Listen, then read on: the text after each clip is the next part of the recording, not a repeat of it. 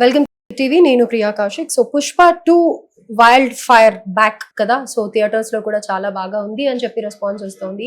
Fans అయితే ఇంకా సంబరాలు చేసుకుంటున్నారు. ఆఫ్ కోర్స్ యావరేజ్ టాక్ అని వచ్చినా కానీ ఫ్యాన్స్ అయితే తగ్గట్లేదు అనమాట. కానీ పుష్ప ఎప్పుడు వివాదాలతోనే స్టార్ట్ అయింది. పుష్ప 2 అనేది ఇప్పుడు కూడా నెట్ లో కొన్ని డైలాగ్స్ వివాదంగా ఉన్నాయి అన్నమాట. ప్రతి ఒక్కళ్ళు దీని గురించి మాట్లాడుకుంటున్నారు. ప్రస్తుతం మనతో పాటు మన స్టూడియోలో కిరణ్ పోలుదాసు గారు సీనియర్ జర్నలిస్ట్ ఉన్నారు. వారితో మాట్లాడి ఈ డైలాగ్స్ గురించి ఆయన ఏమంటారో విందాం. నమస్తే సార్. నమస్తే అండి. So Pushpa wild fire the rule అనుకోవచ్చు, రూల్ చేస్తుంది అని ప్రతి ఒక్కళ్ళ నోట్లో పుష్ప 2 గురించే వినిపిస్తోంది.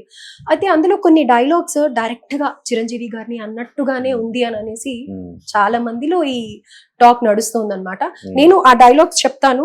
సో అసలు ఈ డైలాగ్స్ రాసేటప్పుడు వాళ్ళందరూ ఏం చేస్తున్నారు, అసలు ఏంటి అని అనేది కమెంట్స్ రూపంలో చాలా వచ్చాయి. అది నేను మిమ్మల్ని అడుగుతున్నాను.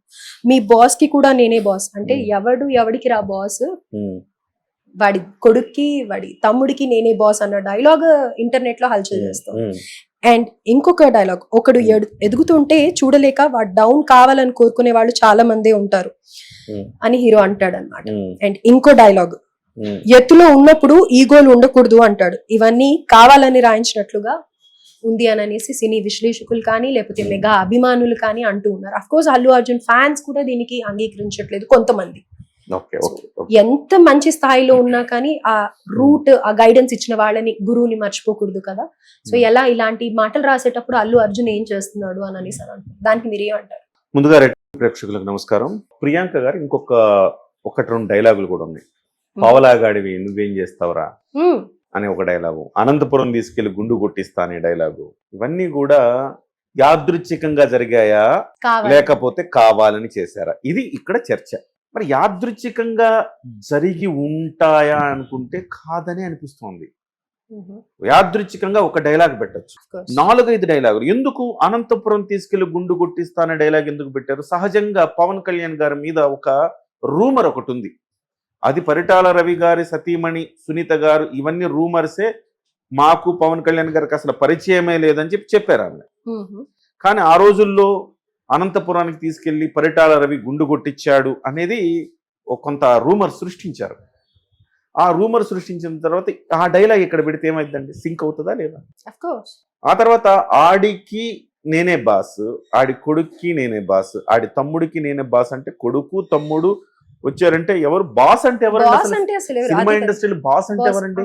చిరంజీవి గారే బాస్. సినిమా ఇండస్ట్రీలో దాదాపు 40 ఏళ్ల నుంచి బాసు చిరంజీవి గారే, మరో 25 ఏళ్ళు బాసు చిరంజీవి గారే. ఆయన బతికున్నంత వరకు ఆయనే బాస్. ఎందుకంటున్నాను ఈ మాట అంటే, ఆయనే చిరంజీవి గారే నెంబర్ 1. ఒకప్పుడు నెంబర్ 1 ఎవరు? ఎన్టీ రామారావు గారు. ఆ తర్వాత నెంబర్ 1 ఎవరు? చిరంజీవి గారు. ఇప్పుడు నెంబర్ 1 ఎవరు? నెంబర్ 1 లేదు అసలు. ఇప్పుడు సినిమా హిట్ అయితే వాడే నెంబర్ 1, ఫట్ అయితే ఇంకోటి నెంబర్ 1 వస్తాడు, ఆ తర్వాత ఇంకోటి నెంబర్ 1 వస్తాడు. శాశ్వతమైన నెంబర్ 1 అనే స్థానం అనేది ఇప్పుడు లేదు. కాబట్టి చివరి నెంబర్ 1 చిరంజీవి గారే. చిరంజీవి గారే ఇండస్ట్రీకి బాస్, ఇది ఖాయం. మరి నువ్వు బాస్ అని డైలాగ్ పెట్టినప్పుడు చిరంజీవి గారికి వర్తిస్తుందా లేదా? అంటే ఆడి కొడుక్కి అని అన్నావు అంటే రామ్ చరణ్ గారా, తమ్ముడికి అన్నావు అంటే పవన్ కళ్యాణ్ గారా? ఏ విధంగా వాళ్ళని డైలాగులు పెడతారు? అంటే ఒళ్ళు కొవ్వెక్కి బలిసి ఇలాంటి డైలాగులు పెట్టారని అనుకోవాలా? అంతేనా కాదండి?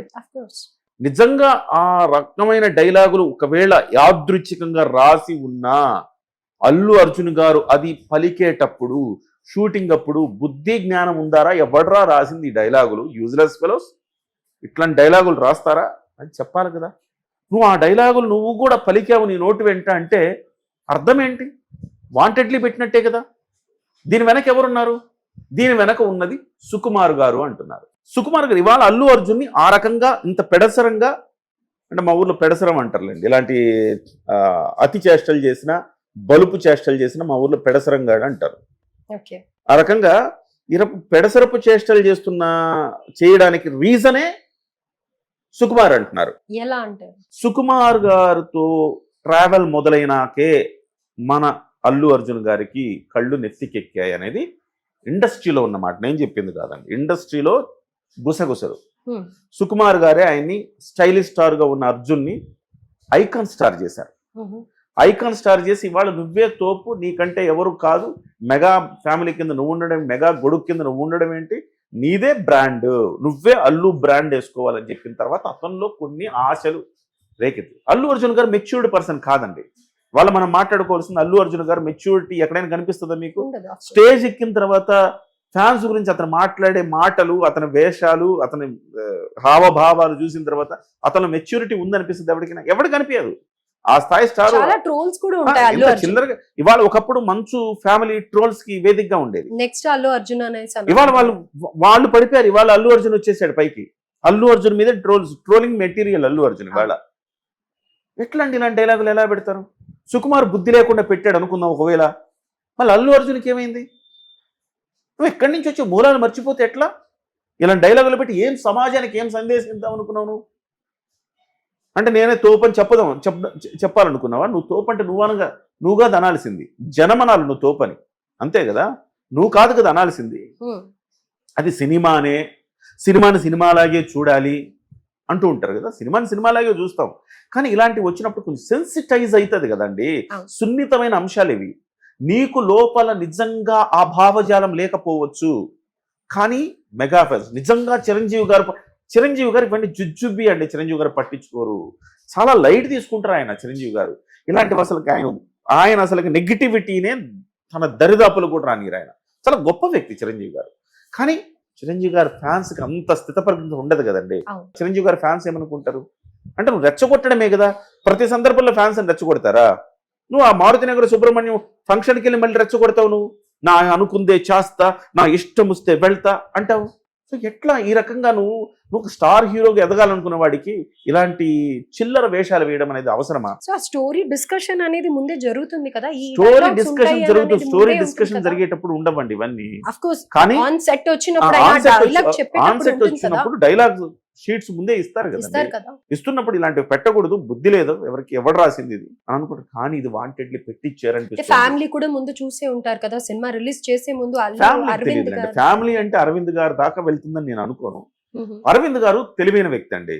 అరవింద్ గారు ఇలాంటి వ్యక్తి కాదు. అరవింద్ గారు అందరితో కలిసి ఉండాలని భావించే వ్యక్తి. ఒక రూపాయి ఆదాయం రావాలని భావిస్తాడు అరవింద్ గారు. ఈ వివాదాల జోలికి వెళ్ళాలని అనుకోడు అరవింద్ గారు. ఒక రూపాయి నాకు ఎట్లా ఒక రూపాయి వస్తుంది, ఒక రూపాయి స్థానంలో 10 రూపాయలు ఎట్లా సంపాదించాలని ఒక బిజినెస్ మైండెడ్ పర్సన్ ఆయన. కానీ అల్లు అర్జున్ కి ఎట్లాంటి బుద్ధి పుట్టిందేమో అనిపిస్తుంది. అల్లు అర్జున్ గారు వెనక ఉండి సుకుమార్ గారు ఈ రకమైన నడిపిస్తున్నారేమో అని. మొన్నటికి మొన్న మీకు జానీ మాస్టర్ అరెస్ట్ అయినప్పుడు కూడా జానీ మాస్టర్ మీద కేసు పెట్టించింది కూడా సుకుమార్ గారు వార్తలు వచ్చి చూసారా మీరు? ఇది సుకుమార్ గారికి ఎందుకు ఈ రకమైన బుద్ధి ఎందుకు పుట్టిందో నాకు అర్థం కావట్లేదండి. ఇండస్ట్రీలో మాట్లాడుకునేది నేను చెప్పింది కదా, నేనేం చూడలేదండి. కానీ ఇండస్ట్రీలో వస్తున్న టాక్ ఇది. నిజంగా అలాంటి డైలాగులు ఆ రకమైన అంటే ఇప్పుడు ఎట్లా ఉంది సిచ్యువేషన్? అల్లు వర్సెస్ మెగా అనేది ఒక చిన్న కాన్ఫ్లిక్ట్ నడుస్తూ ఉంది కదా. నడుస్తున్నప్పుడు ఇప్పుడు నడవడం కాదు, పుష్ప 1 నుంచే నడుస్తుంది కదా. నడుస్తున్నప్పుడు మీరు వాంటెడ్లీ అలాంటి డైలాగులు ఎలా పెడతారు? నిజంగా అలాంటి డైలాగ్ రాసినప్పుడైనా కానీ ఇది సెన్సిటైజ్ అవుతుంది, ఇది ఒక సున్నితమైన అంశము, ఇలాంటి పెట్టకూడదు, మనము వివాదాలకు అవకాశం ఉంటుంది ఇదని చెప్పాలి కదా. ఎలా పెడతారు అట్లా? అంటే ఇప్పుడు అలా పెట్టాం, తెలిసే పెట్టాం, కావాలని పెట్టామంటే ఏమనుకోవాలి? మీకు బలుపు అనుకోవాలి కదా. ఇది మంచిది కాదు. ఇది మంచిది కాదు. ఎల్లకాలం ఫ్లాపులు హిట్లు ఎల్లకాలం ఉండవు, శాశ్వతం కాదు ప్రియాంక గారు. అండ్ ఇక్కడ 10 సంవత్సరాల పాటు ఫ్లాపులు ఉన్న పవన్ కళ్యాణ్ గారు ఏమాత్రం ఇసుమంత ఫ్యాన్ ఫాలోయింగ్ తగ్గలేదు ఆయనకి. ఆయన utter flop cinema average collections చేస్తుంది. అలాంటి పవన్ కళ్యాణ్ గారు ఆయన వ్యక్తిత్వమే ఆయన్ని 10 ఏళ్ల పాటు ఫ్లాపులున్న నిలబెట్టింది, ఇండస్ట్రీలో నిలబెట్టింది. ఒక 2 ఫ్లాపులు వస్తే 3 ఫ్లాపులు వస్తే విలవెల్లి నడిపే ఇండస్ట్రీ నుంచి మానేస్తారండి. ఎంతమందిని చూడలేదు? మహా స్టార్ హీరోల కొడుకులను చూడలేదా మనం? ఎంతమంది సక్సెస్ అయ్యారు? సూపర్ స్టార్ హీరో కృష్ణ గారి కొడుకు రమేష్ బాబు గారు ఏమయ్యారు? దాసరి నారాయణరావు గారు ఎంతో మందిని స్టార్స్ చేశారు, ఆయన కొడుకు ఏమయ్యారు? కాబట్టి ఇవి సక్సెస్లు ఫ్లాపులు శాశ్వతం కాదు. మన వ్యక్తిత్వం శాశ్వతం. నిజమైన వ్యక్తిత్వం, జనానికి నచ్చితే వ్యక్తిత్వం తల మీద పెట్టుకుంటారు, నెత్తి మీద పెట్టుకుంటారండి. ఇవాళ అల్లు అర్జున్కి కళ్ళ ముందు అర్జున్ రెడ్డి సినిమా తీసి ఎలాంటి విర్రవీగిపోయిన విజయ్ దేవరకొండ ఎగ్జాంపుల్ కాదా? ఏమైపోయాడు విజయ్ దేవరకొండ? ఎక్కడున్నాడు ఇప్పుడు విజయ్ దేవరకొండ?